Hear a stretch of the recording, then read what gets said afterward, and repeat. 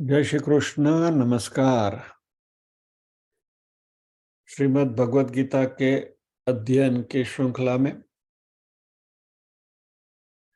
छठे अध्याय ध्यान योग, आत्म संयम योग के आज के सत्र में सभी साध्यायियों का स्वागत एवं अभिवादन ओमकार के नाद के साथ प्रार्थना करेंगे।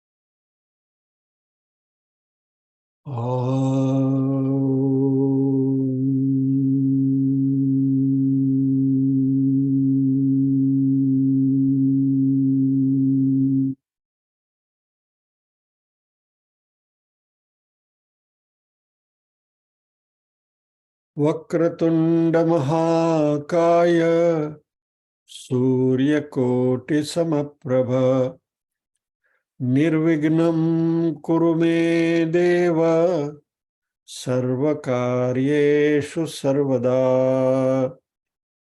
या कुन्देन्दु तुषारहार धवला या शुभ्रवस्त्रावृता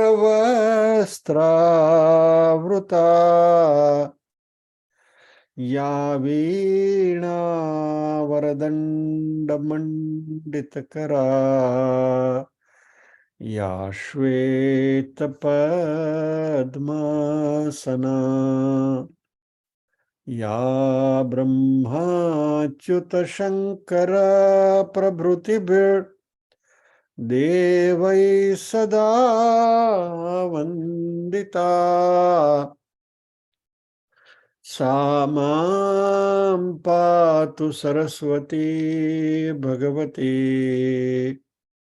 निःशेषजाड्यापहा।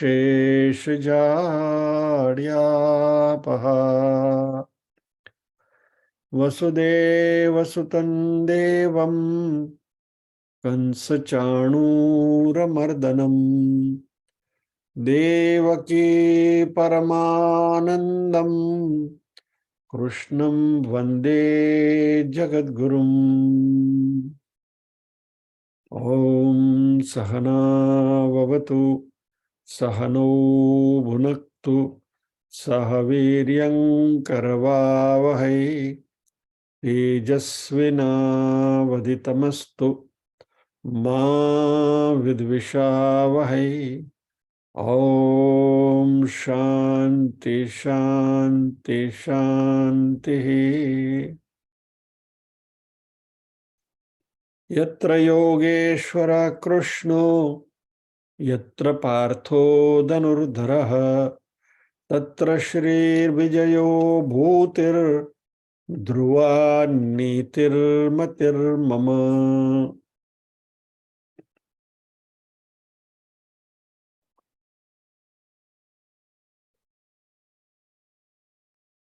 आज भी पारायण तो नहीं है।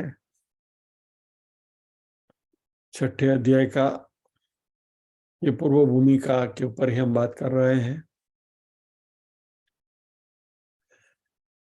और क्योंकि यह अध्याय ध्यान योग का है जिसमें ध्यान यानी कि कंसंट्रेशन की अहमियत है, इसलिए आप सबसे गुजारिश है कि आपकी मोस्ट कंफर्टेबल पोजीशन है उस पोजीशन में आप अपना आसन ग्रहण कीजिए और एक बार उस आसन में आप स्टेबल हो गए फिर हिलना डुलना मना है।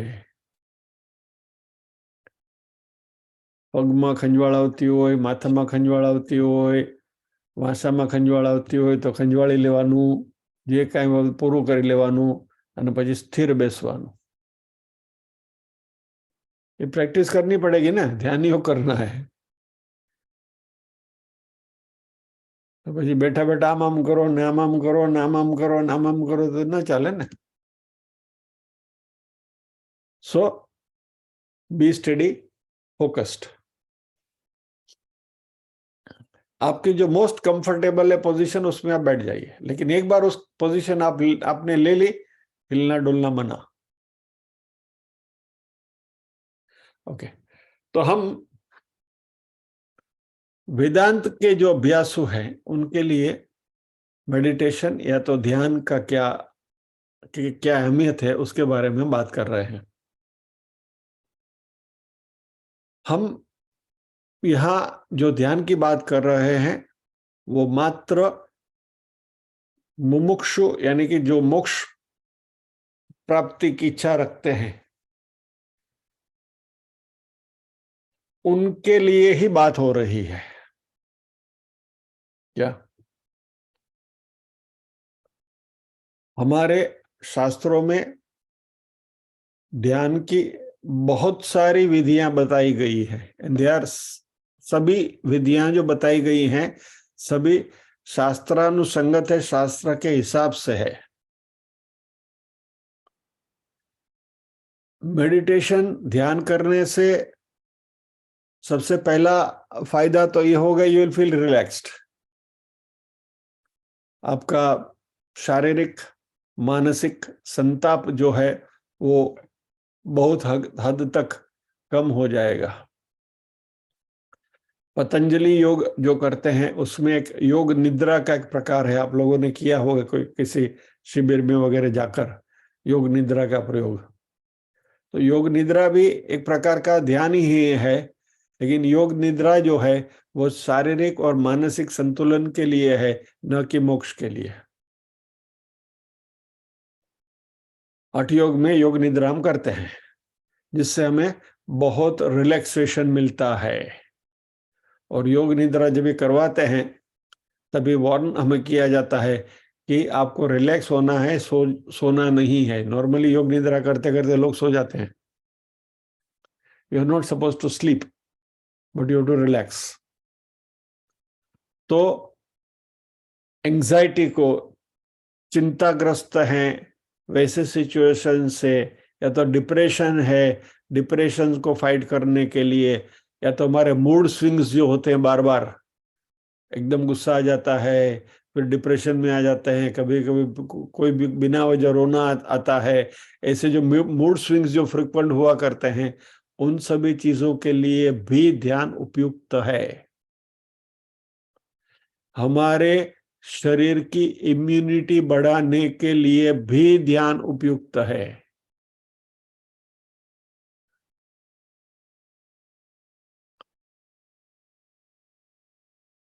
इवन मानस शास्त्रियों ने ध्यान की प्रक्रिया के ऊपर अध्ययन भी किया है, खास करके विद्यार्थियों के लिए, कि परीक्षा के पहले यदि वो ध्यान करें तो परीक्षा में उनकी परफॉर्मेंस अच्छी होती है. The reason is because you are focused. और परीक्षा हो जाने के बाद परीक्षा का जो टेंशन हुआ उससे रिलैक्सेशन के लिए भी ध्यान किया जा सकता है.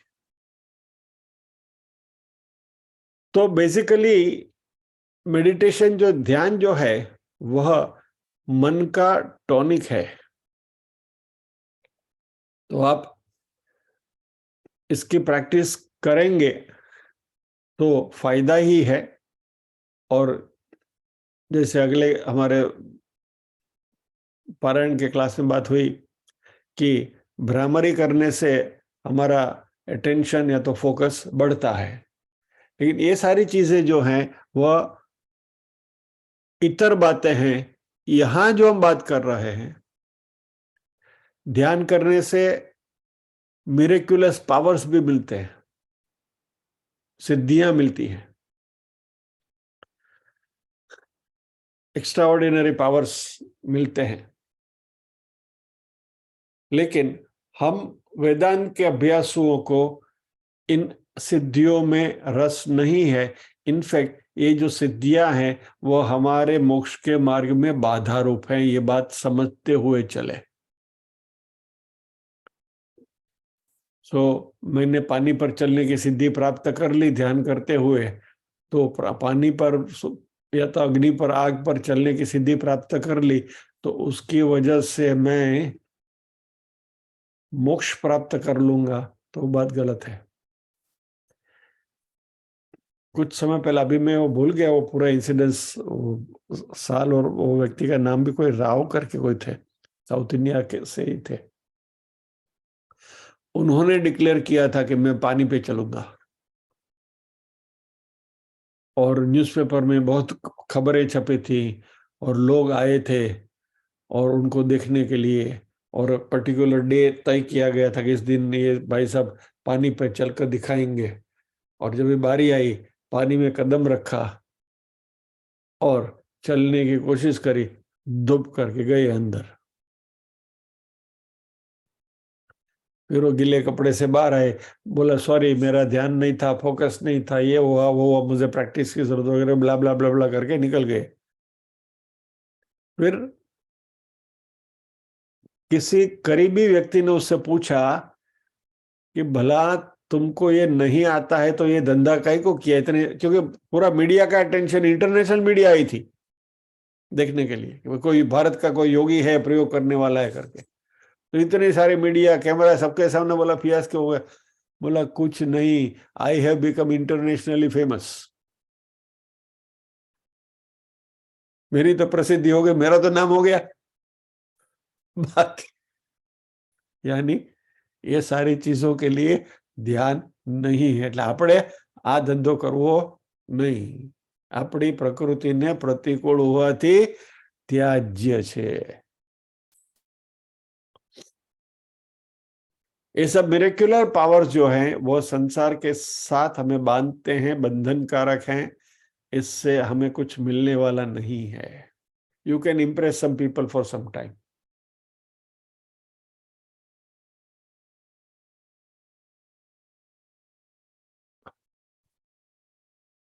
हमें मात्र आत्मज्ञान के लिए जो भी करना है वो करेंगे, और ध्यान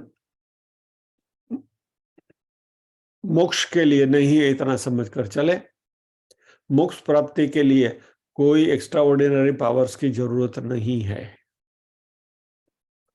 हमने ऐसे एक्स्ट्रा ऑर्डिनरी मिरेक्युलस पावर के बिना भी ऋषियों को देखे हैं। जैसे पुराणों की बात करें तो विश्वामित्र थे, वशिष्ठ थे, बड़े ज्ञानी थे। अभी अभी की बात करें तो रमन महर्षि थे, रामकृष्ण परमहंस थे। संतों की बात करें तो नामदेव, तुकाराम वगैरह थे, बराबर। अभी इनके पास कोई मिरेक्युलस पावर्स नहीं थे क्या? ज्ञानोबा ने एक चमत्कार बताया था, और रेडे के पास भगवत गीता का श्लोक एक करके, but that was a necessity. But लेकिन इन सबको न तो उनके पास मिरेक्युलस पावर थे, न तो उसको उसके डेमोन्स्ट्रेशन के उनको कोई चाह थी।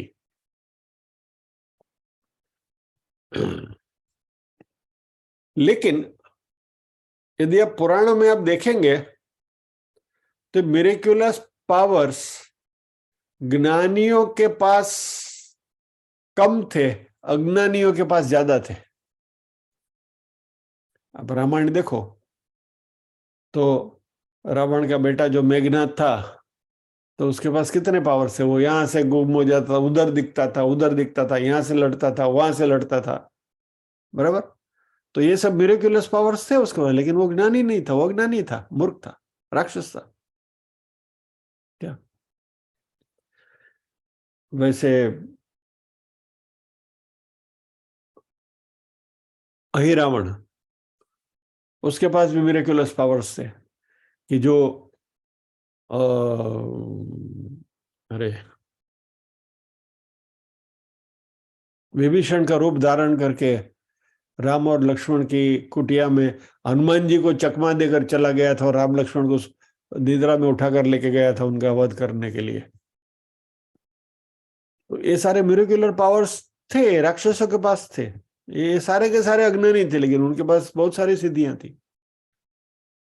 और इस पावर्स का हमारे भौतिक फायदे के लिए उपयोग नहीं करना है, और इसलिए इस बात को अभी से हम अपने दिमाग से निकाल देंगे।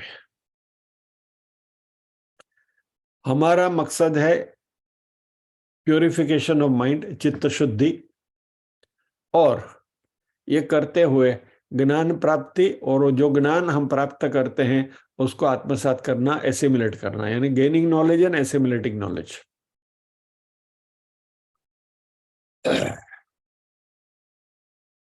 अभी ध्यान की हमने ये सारी बातें हम कर चुके हैं, मैं खाली समराइज कर रहा हूं।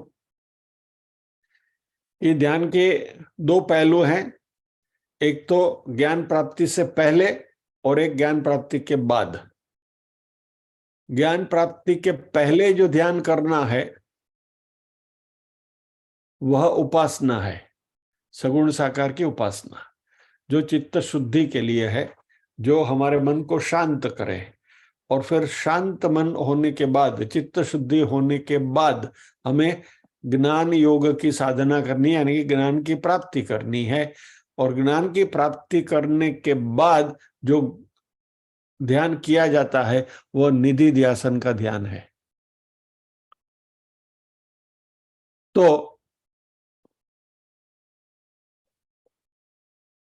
श्रवण, मनन और ज्ञान योग,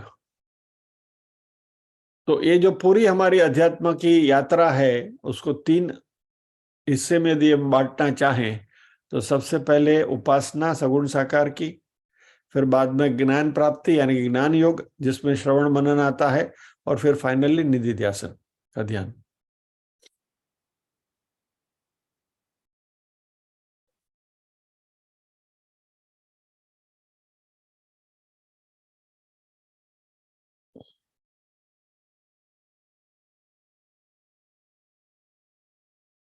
उपासना करने के बाद जब ये चित्त शुद्धि होती है, जब एकाग्रता आने लगती है, फोकस करने की क्षमता बढ़ती है, उसके बाद में हमें ज्ञान योग में जानना चाहिए, जिसकी हमने बहुत क्रिस्प और प्रिसाइज डेफिनेशन देखी थी।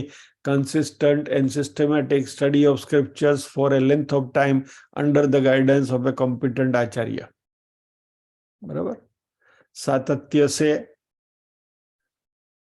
सिस्टमैटिकली यानी सही तरीके से शास्त्रों का अध्ययन लंबे अरसे तक किसी सक्षम आचार्य की निगरानी में करना, और इससे हमें आत्मज्ञान की प्राप्ति होती है। और जैसे हमने देखा था कि हमारे जो शास्त्र हैं वो आईने का काम करते हैं। क्या? यदि हमें शास्त्रों का अध्ययन से ज्ञान की प्राप्ति नहीं होगी तो बाकी किसी भी रास्ते से, किसी भी तरीके से ज्ञान की प्राप्ति होने वाली नहीं है। आपके सामने आईना है, आपको अपना मुंह देखना है तो आईने में ही देखना पड़ेगा, otherwise there is no other go, और कोई रास्ता नहीं है। फिर बाद में आप कहो कि भाई मेरे पास आईना तो पड़ा है, उसको मैं बाजू में रखता हूँ, और फिर बाद में थोड़ा मैं शीर्षासन कर लेता हूँ, फिर बाद में मैं ये आसन कर लेता हूँ तो मुझे अपना चेहरा दिखाई देगा। कुछ नहीं होने वाला, आईना उठा के उसमें देखना पड़ेगा। हाँ, एक बात हो सकती है कि आईना हमारे पास जो है उसमें कहीं मैल हो, आईना मैला हो, और इसमें मैल हो तो शू करવાનું? उसको पोंछ लेने का। बराबर।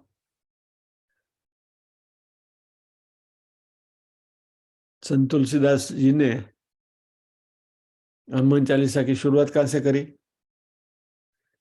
श्री गुरु चरण सरोज रज निज मन मुकुरु सुधारी, भरनऊ रघुवर बिमल जसु जो दायक फल चारी। बराबर। श्री गुरु चरण सरोज रज निज मन मुकुरु सुधारी, गुरु जी के चरण की रज लेकर मैं मेरे मन रूपी आईने को साफ करूं। निज मन मुकुर, मुकुर यानी आईना, श्री गुरु चरण सरोज रज, गुरु चरण सरोज यानी कि चरण कमल। तो गुरु के चरण कमल की रज लेकर मैं मेरे मन के आईना को साफ करूं और बरनऊ रघुबर बिमल जसु,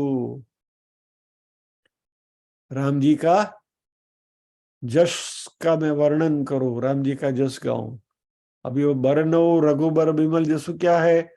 उपासना, ध्यान, सगुण साकार का ध्यान करना है, राम जी का ध्यान करना है। बरनऊ रघुवर बिमल जसु, जो दायक फल चार, जो चार फल देता है। अच्छा, जो लोग गांव की टिपिकल विलेज लाइफ से जो लोग फेमिलियर हैं, जिस गांव में मैंने बचपन गुजारा है, जहां इलेक्ट्रिसिटी नहीं थी અને આપણો ઓલા ફાનસ રાખતા હતા, ખબર છે? केरोसिन के लैंटर्न्स रहते थे, बराबर। उसके ऊपर जो कांच का जो फोटो होता था, वो अंदर की ज्योत की वजह से अंदर से काला हो जाता था। तो उसको क्या करते थे, रखिया लेते थे, राश ऐश ऐश लेकर उसको साफ करते थे, बराबर। जो लोगों ने वो गांव में बिताया है समय उनको पता है। तो जिस तरीके से वो ऐश से वो काली माँ को साफ करते हैं, वैसे हमारे मन को सगुण साकार की उपासना से साफ करना है। लेकिन ये जो आईना हमारे सामने है, उसी आईना को, यानी कि शास्त्र ज्ञान ही हमारा आईना है, और उसी उसी में हमें हमारा मुख देखना है। यदि वो आईना शुद्ध नहीं है तो उसको साफ कर लीजिए।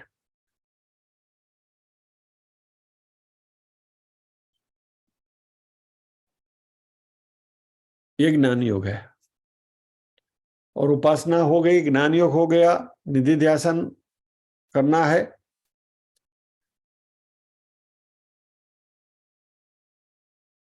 निधि ध्यासन जो है वह जो ज्ञान प्राप्त किया उसको सुपाच्य करना है, उसको एसिमिलेट करना है।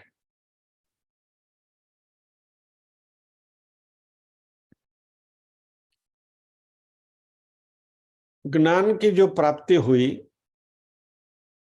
मैं आत्मा हूं, शरीर नहीं हूं, न जायते म्रियते वा कदाचिन नायम भूत्वा भविता वा न भूया जो नित्य शाश्वतोयम पुराणो न हन्यते हन्यमाने शरीर, वगैरह वगैरह, बराबर।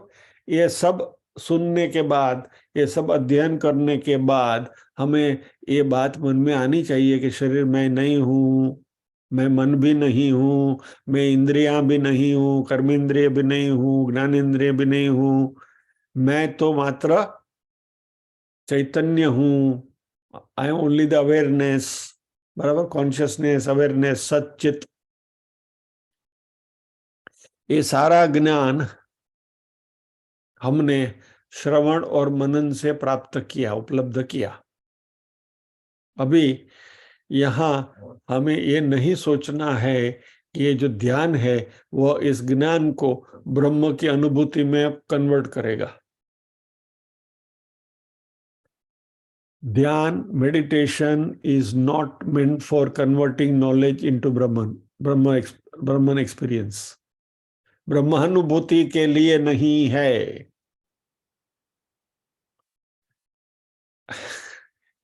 जैसे हम ठोस बातें जो हम बोलते हैं कि कोर प्रिंसिपल्स, इसमें one of the core principle is this, जो पहले हमने बात करी थी आत्मा के बारे में, बराबर है। अच्छेद्यो यम अदाह्यो यम अक्लेद्यो शोषेव च नित्य सर्वगत स्थाणु रचलो यम सनातन, जो हमारे दिमाग में चलते ही रहना चाहिए, आत्मा ये है, आत्मा ये है, आत्मा ये है। इसी तरीके से कोई भी मेथड, कोई भी पद्धति से ब्रह्मानुभूति या तो आत्मानुभूति नहीं होती है। क्यों, पूछो? ध्यान करने से क्यों नहीं होती? नहीं होती क्योंकि ब्रह्म का या तो आत्मा का, आत्मा की जो अनुभूति है वह 24/7 है। कोई भी मेथड ध्यान करो, कुछ भी करो, समाधि भी लगाओ, तो भी it has a finite time.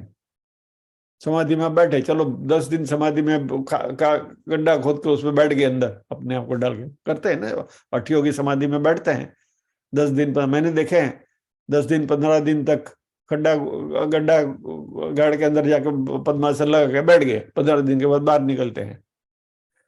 उससे भी आत्मानुभूति ब्रह्मानुभूति नहीं होती, क्योंकि that process is also time bound, and anything which is bound by time and space, उससे ब्रह्म की अनुभूति नहीं होती। इसलिए ध्यान से ब्रह्म की अनुभूति नहीं होगी, डंके की चोट पर समझ लो।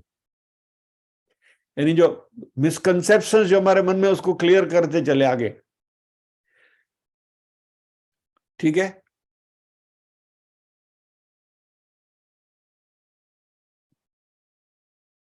सो ज्ञान प्राप्ति करने के बाद ध्यान करेंगे तो ब्रह्म की अनुभूति हो जाएगी, फॉरगेट इट।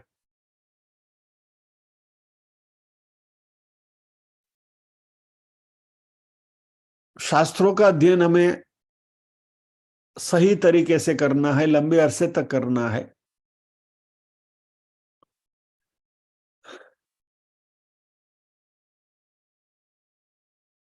और ये शास्त्र का अध्ययन करने से हमारे में ये जागृति आती है कि ब्रह्म की जो अनुभूति है वह टाइम एंड स्पेस से लिमिटेड नहीं है, इट इज 24/7, और वही अपना सही ओरिजिनल स्वरूप है, निजी स्वरूप है। और इसलिए किसी एक वस्तु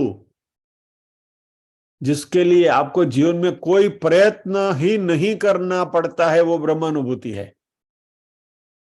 the most effortless thing that you can achieve in your life is brahmanubhuti, आत्म साक्षात्कार। तो इन सब ने जो दुकानें खोल के रखी है, उनका क्या? बधान जय श्री कृष्ण करवाना, क्या? तो अच्छा, एक एग्जाम्पल से मैं इस बात को समझे। आप जहां बैठे हैं उस कमरे में, क्योंकि अभी रात का समय है, तो आपके कमरे में लाइट तो है, there is light in your room.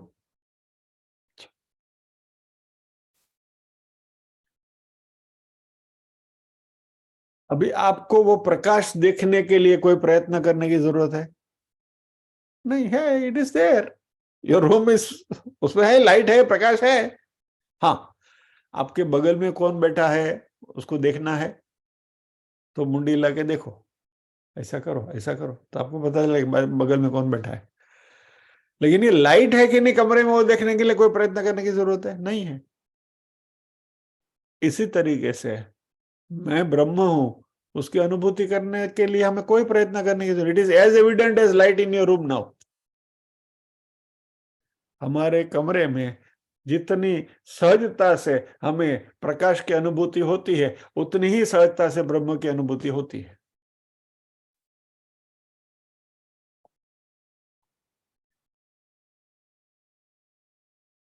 इसलिए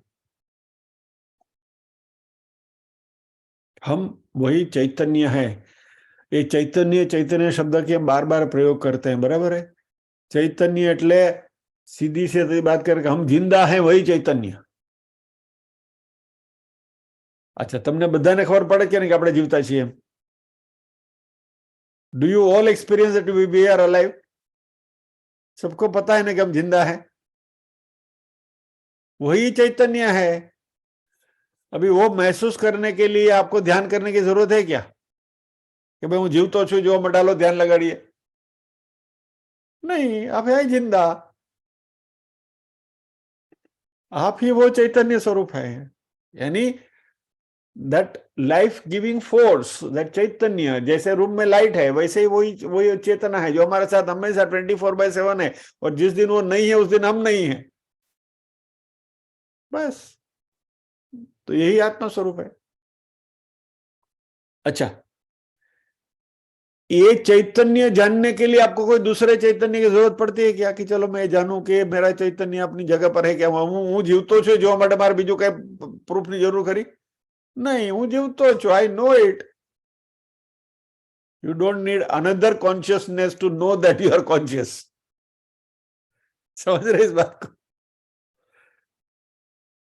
और जो कॉन्शियसनेस, जो चैतन्य जिसकी वजह से अभी हम यहाँ बैठे हैं, जिंदा होने की अनुभूति कर रहे हैं, महसूस कर रहे हैं, वह चैतन्य ही ब्रह्म चैतन्य है, वही ब्रह्म है.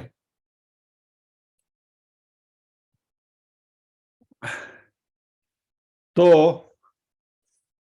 ब्रह्म अनुभूति, ब्रह्मानुभव करने के लिए, आत्मानुभूति करने के लिए मेडिटेशन करने की जरूरत नहीं है. મારું બેટું આટલું બધું કીધા પછી પછી છઠ્ઠો અધ્યાય કરવો છે? इतना सारा बोलने के बाद मेडिटेशन की इसके लिए जरूरत नहीं, उसके लिए जरूरत नहीं, उसके लिए जरूरत, तो फिर भी छठे अध्याय का को करने का है?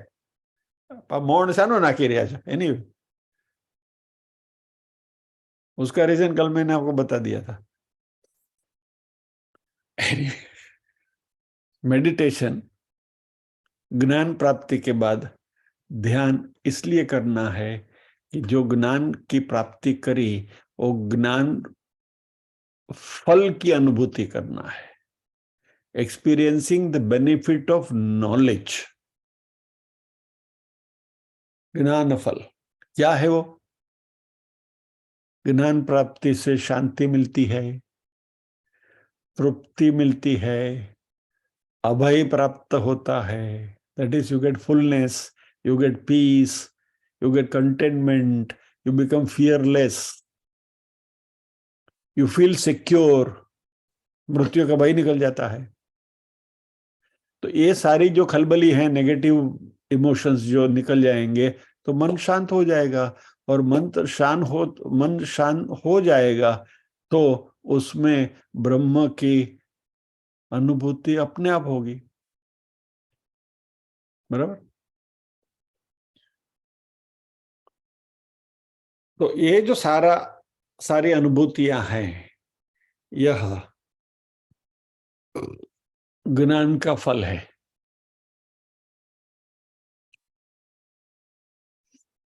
जब से आपने भगवत गीता के हमारे अध्ययन में आना शुरू किया, उसके पहले आप क्या थे और आज क्या है, उस स्थिति को जरा कंपेयर कर लीजिए. आपको पता चल जाएगा कि ज्ञान का फल क्या है. अभी जो बातें कही गई कि आपको शांति मिल रही है, आपको तृप्ति मिल रही है, do you feel full, do you feel contented, do you feel fearless, आप सिक्योर महसूस करते हैं, मृत्यु का भय कम हो गया है क्या? यदि ये सारी बातें बनी है तो ज्ञान का फल है.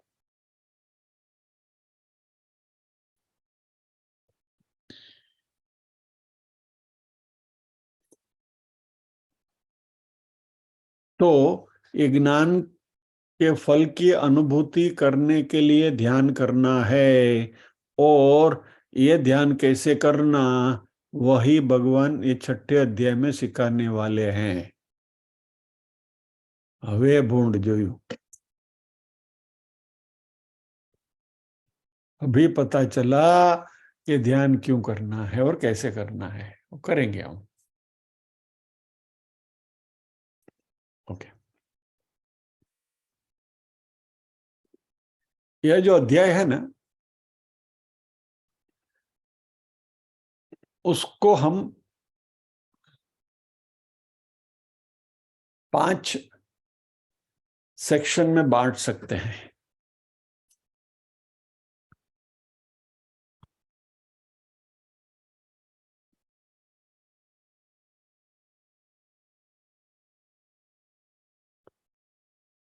पहला सेक्शन जो है वह ध्यान करने से पहले की प्रिपरेशन, यानी ध्यान करने की योग्यता प्राप्त करना, जनरल प्रिपरेशन फॉर मेडिटेशन, जिसको हम कहेंगे सामान्य साधन. या तो टेक्निकल टर्म में यदि कहें तो बहिरंग साधना.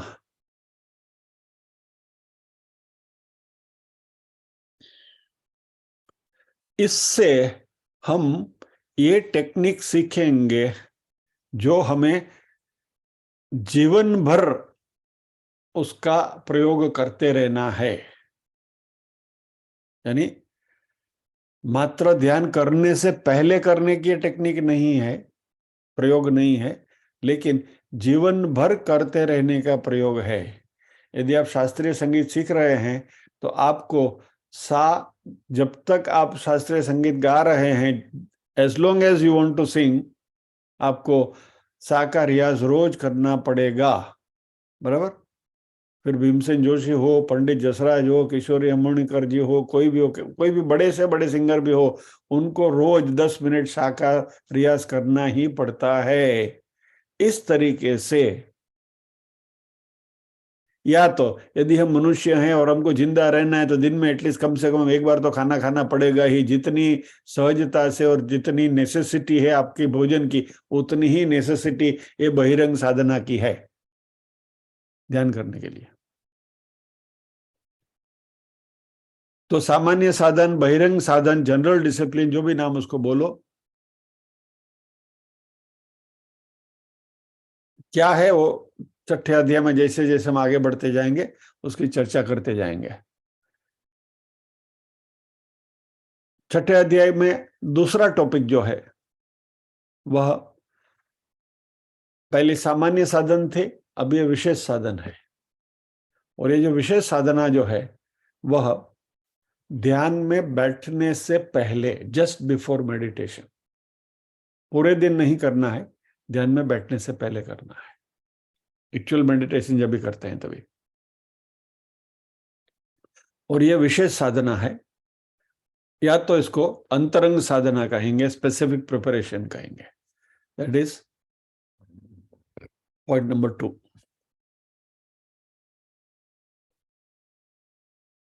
तीसरा टॉपिक इस अध्याय का है ध्यान का स्वरूप, the process of meditation. Meditation यानी कि ध्यान क्या है, यानी किसी वस्तु के ऊपर, किसी चीज के ऊपर फोकस करना है क्या, मन को विचार मुक्त करना है क्या, थॉटलेस माइंड, खाली स्थिर बैठना है, शांत बैठना है, मन को मिटा देना है क्या, या तो मन से दूर चले जाना है क्या, going away from the mind, transcending the mind. No jargon आपको बताए, कोई बड़ी, ट्रांसेंडिंग द माइंड। जितने लोग हैं और जितनी दुकानें हैं, इतने सारे डेफिनेशन हैं इसके, बराबर। फिर कोई उसको क्रिया योग बोलेगा, कोई इसको ट्रांसेंडेंटल मेडिटेशन बोलेगा, कोई इसको विक्रम योगा बोलेगा, कोई इसको फला बोलेगा, कोई इसको ढिकना बोलेगा, जो भी है, बराबर। ये ध्यान स्वरूप है, इसके बारे में भी हम चर्चा करेंगे।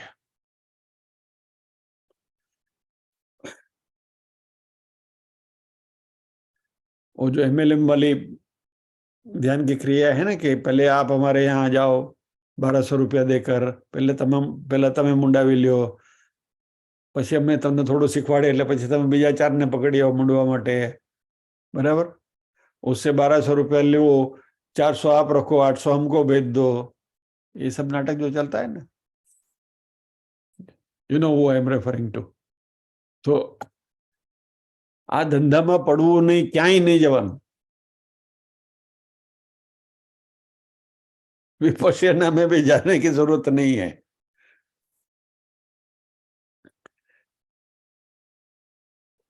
अब कहेंगे कि यदि यही बात आप करते रहेंगे तो बधानी दुकान उठी जैसे, एनु जे थवानुं होय थाय, उनका जो होना हो गए। हमें अपने आप को बचाए रखना है, ये नाटक में कहीं हमें पढ़ना नहीं है, ठीक है। और ये मैं इसलिए इतनी आसानी से और फ्रीली कह सकता हूं कि आ बधा धंधा में कर लीधा है, ये सब करके बैठा हूं मैं, इसलिए इतने अधिकार पूर्वक आपसे कह सकता हूं कि आ धंधो करवा जेवो નથી। करने जैसा नहीं है। अच्छा, एनीवे, तीसरा चौथा टॉपिक जो है वह ये ध्यान करने के फायदे, ध्यान फलम, बेनिफिट ऑफ मेडिटेशन। अभी इससे कोई हमें मेरिकुलस पावर मिलने वाले नहीं है, जैसे हमने ट्रांसेंडेंटल मेडिटेशन में करने की कोशिश करी थी, लेविटेशन। आप जमीन से 1 फुट ऊपर उड़ जाएंगे, ये कोई धंधा हमको नहीं करना है। हाँ, यदि आप लेविटेशन सीख लो तो बंबई वासियों के लिए थोड़ा फायदेमंद हो सकता है, क्योंकि अभी 2 महीने में मानसून आने वाला है और बंबई में रास्ते की स्थिति ऐसी हो जाएगी कि कौन से खड्डे में गाड़ी डालना और उछलना कि नहीं उछलना। ऐसी परिस्थिति में यदि आपने लेविटेशन सीख लिया तो कुछ फायदेमंद हो सकता है कि चलो एनाથી झटका ओछा लागे, but beyond that don't think about it.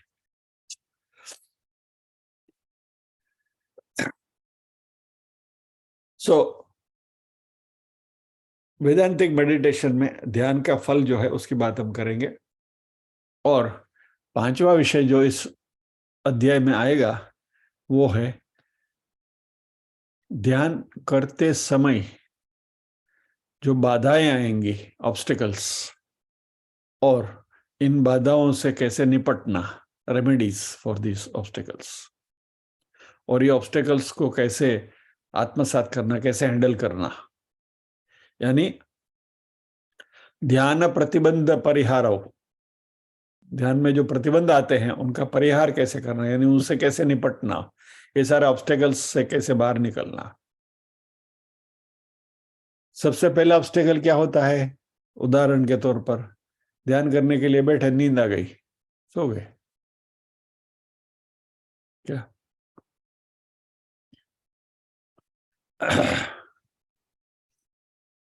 तो जिसको अनिद्रा का रोग है वो शायद ये प्रयोग कर सकते हैं, क्या? बहुत सारी चीजें हैं, उसके बारे में बात करेंगे। सो 5 टॉपिक: बहिरंग साधना, जनरल प्रिपरेशन; अंतरंग साधना, स्पेसिफिक प्रिपरेशंस; ध्यान की पद्धति यानी कि द प्रोसेस ऑफ मेडिटेशन; फिर ध्यान का फल, benefit of meditation; and finally ये मेडिटेशन करने में जो बाधाएं आती हैं उसकी चर्चा। ये 5 मेन टॉपिक्स हैं।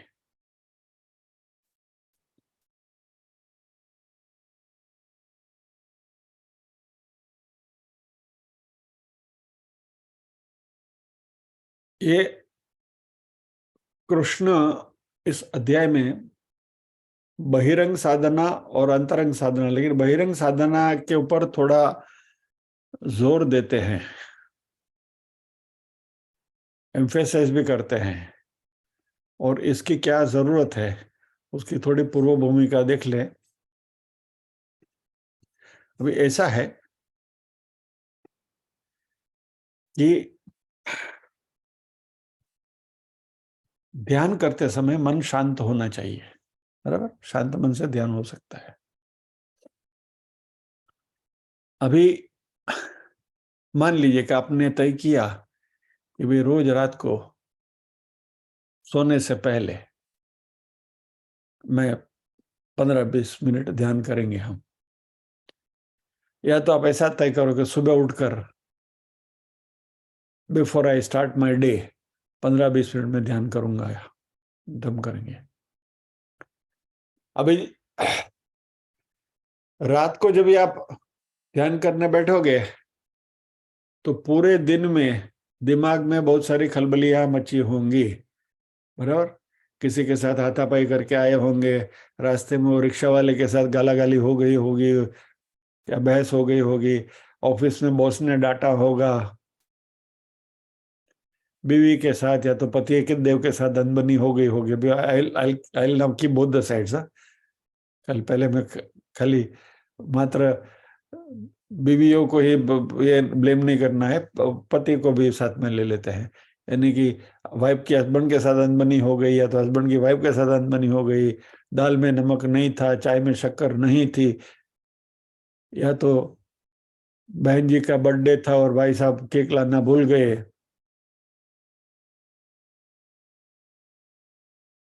ये वाइफ का बर्थडे याद रखने का तरीका किसी ने बहुत अच्छा बताया था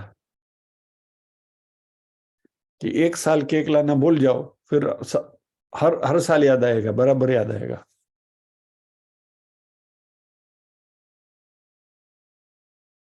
these are in lighter sense, ये सबका, ये हम सबका तजुर्बा है, इसलिए इसमें कोई ज्यादा चर्चा करने की जरूरत तो नहीं है, लेकिन थोड़ा विषय को हल्का बनाने के लिए एनीवे।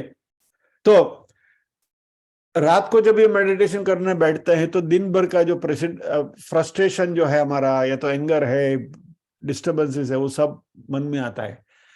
ध्यान करो बेसी तरह होता है, खबर है? आपने आंखें मूंद दी और मान लीजिए कि आप सगुण साकार का ध्यान करने बैठे हैं, कृष्ण के बारे में सोच रहे हैं, कृष्ण के बॉस की ऐसी मजाल, आज मेरे से ऐसा बोल के गया, वे कल तो उसको जाके दिखा दूंगा। ध्यान बाजू में, और ये सब नाटक शुरू हो जाता है। अभी प्रॉब्लम क्या है मालूम है? हमारे पास मन एक ही है। मान लीजिए कि दो मन होता था, मान लीजिए कि ड्यूअल सिम मोबाइल होता था, तो ये सिम कार्ड निकाल के दूसरा सिम कार्ड डाल दो, या तो ये सिम कार्ड को डीएक्टिवेट करो, दूसरा सिम को एक्टिवेट कर दो। ऐसे यदि हमारे पास दो मन होते थे, तो ये जो मन खलबली वाला मन है उसको स्विच ऑफ कर दिया, और जो शांत मन है उसको ले लिया, और फिर उसमें ध्यान में बैठ गए, चलो लग गया ध्यान। ऐसा तो होता नहीं है, मन तो वही का वही है। क्या? तो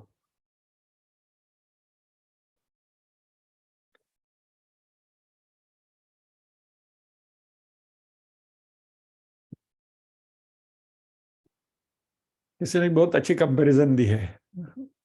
Some thinker has said this situation very nicely. It has been described. Cricket की मैच है मान लीजिए, और क्रिकेट की मैच आज खत्म हो गई और परिणाम भी आ गया। पर मानो कि इंडिया पाकिस्तान की मैच है और इंडिया जीत गया और पाकिस्तान हार गया, या vice versa, what ever it is.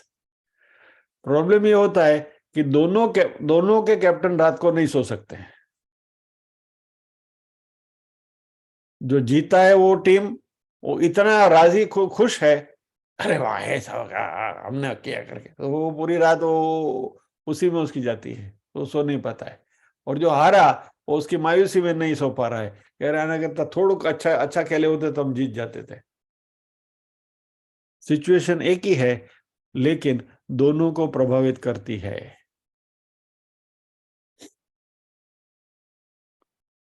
तो यहां भगवान स्पेसिफिकली मन को स्थिर रखने का, समत्वम जिसको बोलते हैं, keeping the mind in balance, इसकी बात की चर्चा हम करेंगे। हमारा मन जो है वह, उसका जो स्वभाव है, माइंड इज इमोशनल, और हम इमोशन से अपने आप को मुक्त तो नहीं कर सकते। क्या? इमोशनलेस आदमी बैठेगा तो बोलेगा पत्थर के जैसा है, दगड दगड वाटतं, काही त्याला काही असर नाही, काही सांगा समजतच नाही, दगड आहे का? आपण दगड नाही. We are all emotional people.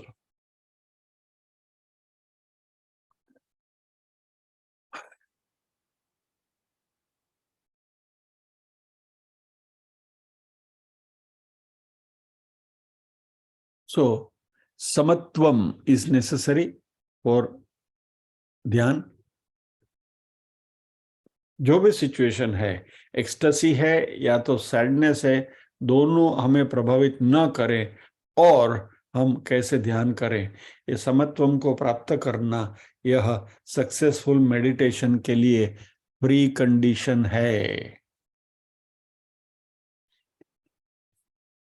तो ऐसे कुछ बातें हम इस छठे अध्याय में सीखेंगे। Samatvam, keeping the mind in balance.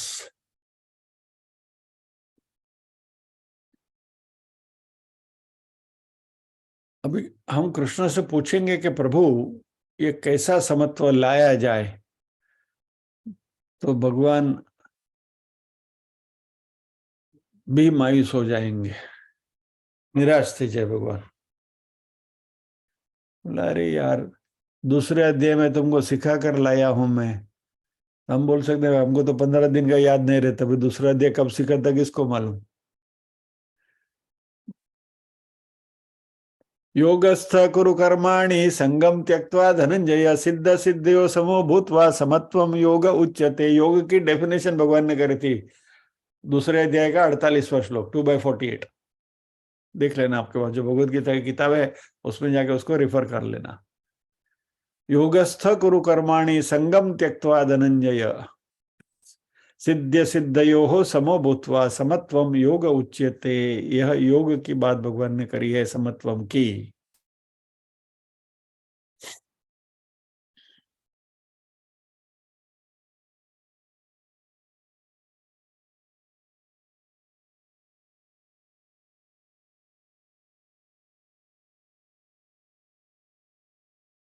अब ये जो क्लासिफिकेशन हमने किया, वह जैसे जैसे रिस्पेक्टिव श्लोक्स आते जाएंगे वो हिसाब से हम उसके बारे में चर्चा करते रहेंगे। बट ये इस अध्याय में प्रवेश करने से पहले की ये पूर्व भूमिका है, बराबर। तो मोटे मोटे तौर पर 3 पॉइंट को याद रखिए। सगुण साकार की उपासना चित्त शुद्धि के लिए, मन को शांत करने के लिए, ध्यान योग्य करने के लिए, वो होने के बाद ज्ञान प्राप्ति, ज्ञान अर्जित करना, जो हम कर रहे हैं भगवत गीता में। और तीसरा, इस ज्ञान का जो फल है, इस फल की अनुभूति करना, यानी कि शांति मिलना, समत्व मिलना, बी कंटेंटेड, जीवन में हमेशा सुख की हमें अनुभूति होती रहे और हमेशा वे remain in that state of ecstasy, बराबर। ये रखेंगे तो ब्रह्मानुभूति अपने आप हो जाएगी। So this in short is the summary of the, उसका जो हमने पूर्व भूमिका देखी इसकी। So with this will pause here, यहां हम रुकेंगे और प्रार्थना करेंगे।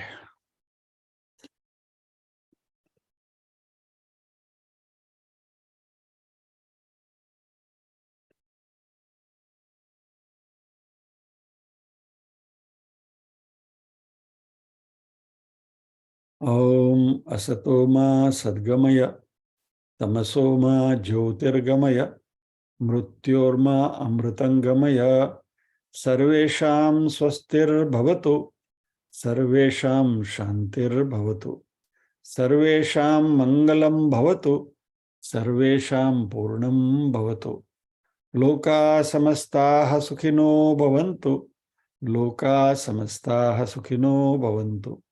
नाहं कर्ता हरिः कर्ता, हरिः कर्ता हि केवलम्। ओम शांति शांति शांति।